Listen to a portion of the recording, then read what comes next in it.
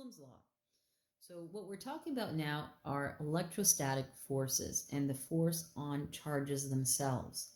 So a charge or a charged object is just the buildup of electrons. So the more electrons that build up or the more electrons you've lost, the stronger the charge. And there is a relationship between the number of electrons and how big this charge is. So if we want to figure out the force, well, it says here, Coulomb's law states that the force between 2-point charges, so that means two objects with a charge, is inversely proportional to the square of the distance between the charges and directly proportional to the product of the charges. So we use this formula here. So this is our electric force or electrostatic force. And we have K, this constant. The constant is 8.99 times 10 to the 9 Newton meters squared per Coulomb squared. That's just a constant. We use it every time. Q1 is the charge on the first object. Q2 is the charge on the second object. And R is the distance between these two little objects. And they're usually small little spheres. So Coulomb's law applies when the charges on two spheres are very small and the two spheres are small compared to the distances between them. Now, this is one of our fundamental forces in nature, and it looks very familiar to another formula that we know. And that's Newton's law of universal gravitation. When we compare the formulas, well, they're both solving for a force. They both have a constant. This one's called K, this is G. And this one, you need the charge of the first object, charge of the second, divided by the distance squared. Or it's R, but it stands for distance. The universal gravitational force formula is the same thing. We got a constant, mass of the first, mass of the second, divided by the distance squared. There's one main difference between these two formulas. This one, when we're talking about electrostatic forces, can attract and repel, whereas gravitational forces only attract. Now let's try our first example. It says, what is the magnitude of the force of repulsion between two small spheres 1 meter apart if each has a charge of 1.0 times 10 to the negative 12 Coulomb? So first thing we always do is write down our given information. We know the constant K is 8.99 times 10 to the 9. That'll be Newton meters squared per Coulomb squared. The next thing we know is the distance apart. Okay, so the distance apart, R, is 1 meter. And there's two spheres, and they both have the same charge. So Q1 is 1 times 10 negative 12 coulombs.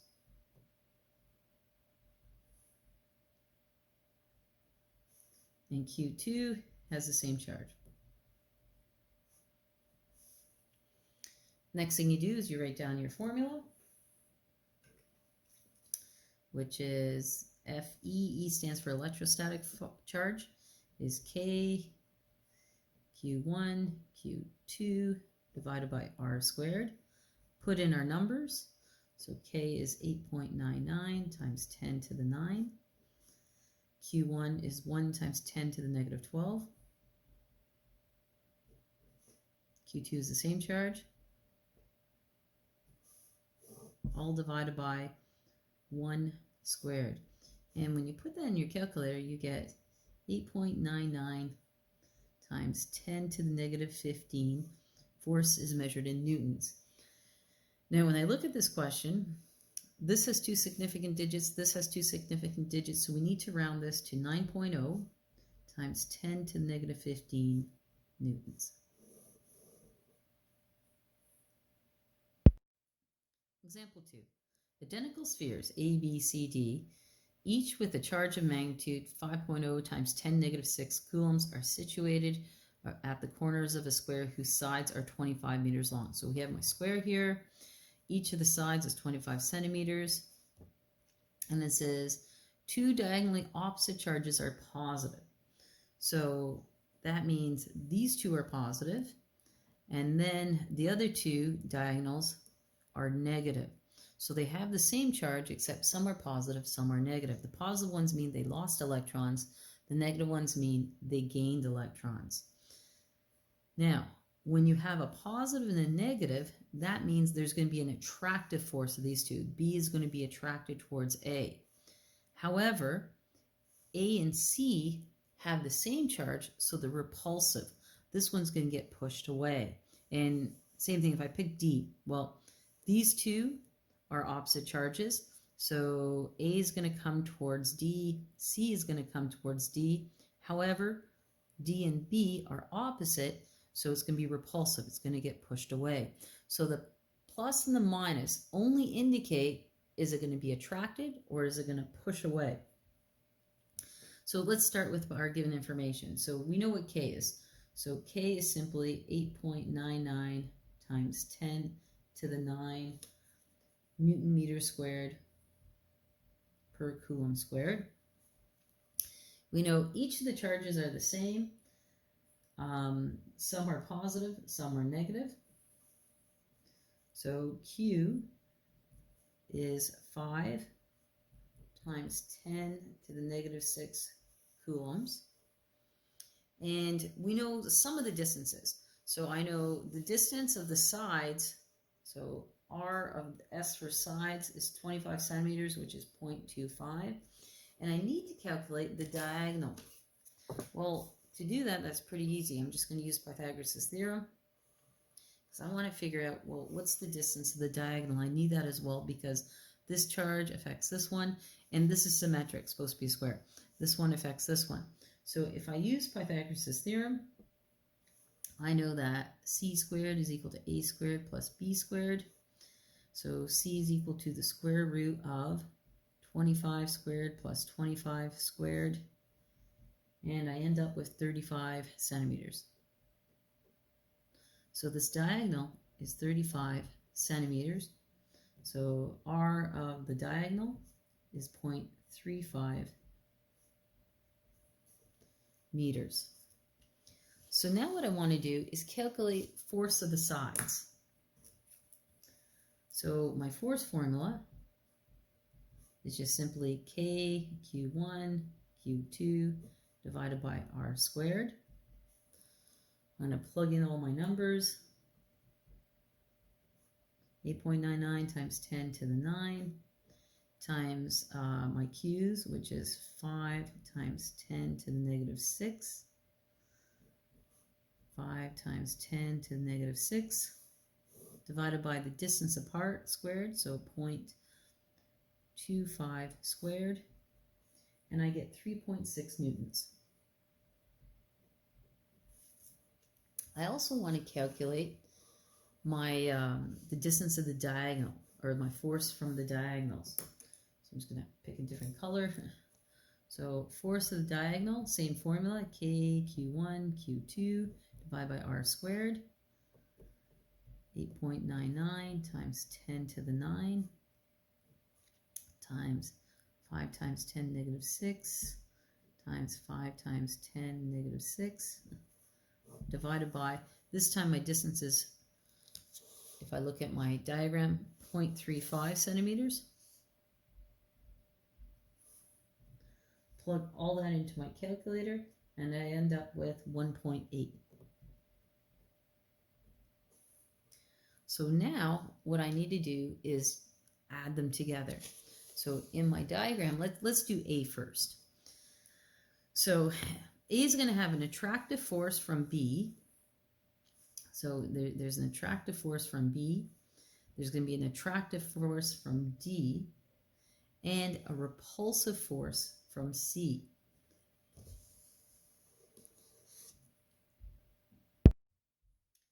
So what I'm going to do is I'm going to draw the forces on A. I'm going to draw the forces on A. So if I go back to my diagram, A is being pulled towards D because it's attractive. And I know the side force is 3.6. So A is being pulled towards D with a force of 3.6 newtons. A has an attractive force with B, so it's being pulled towards B as well with the same force. So I'm just going to draw that in, 3.6 newtons. However, C, they have the same charges.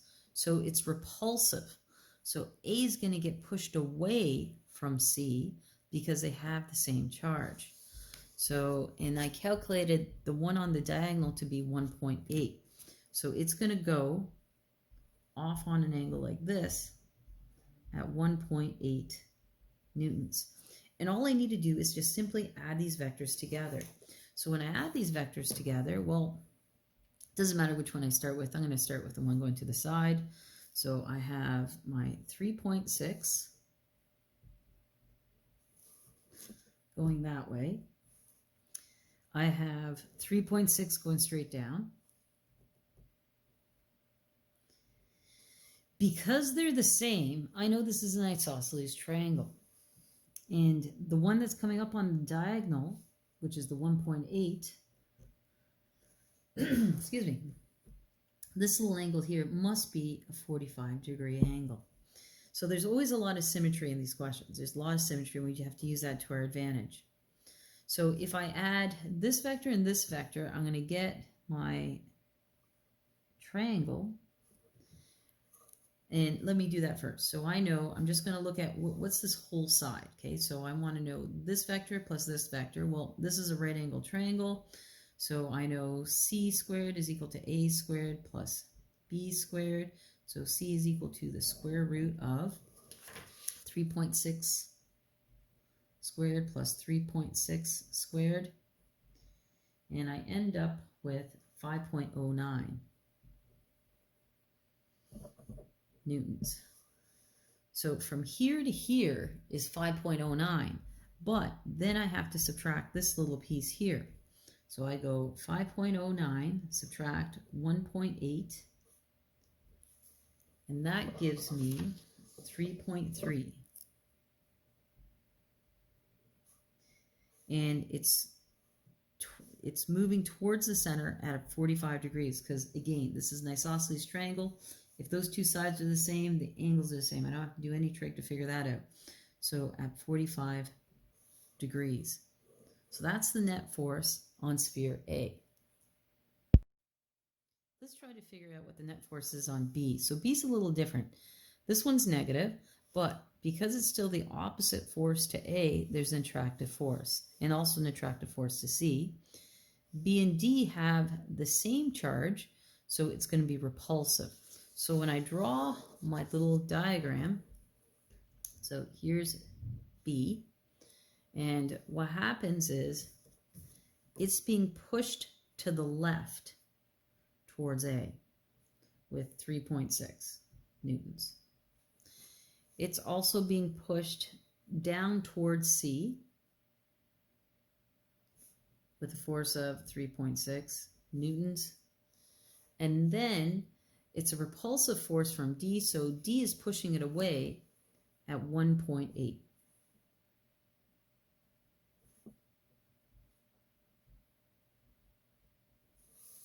And this looks very, very similar to my last diagram. So when I add these three vectors together, it's going to be just like before. I'm going to start with just the one going to the left for no particular reason. That one's 3.6 newtons. It's also going to have one going down at 3.6. There's always a lot of symmetry in these questions. Again, this makes an isosceles triangle where this is a right angle. So that means this little angle in here and this little angle in here are both 45. They're both the same. But I have the last little repulsive one, which is going up this way at 1.8. And it's actually the identical to the last one. So I don't even have to do more math.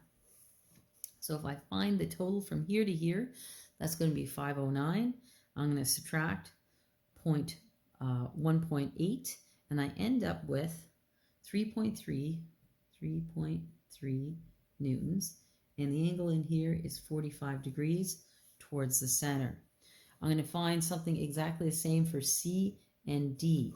The only difference is my angle will always be 45 degrees towards the center.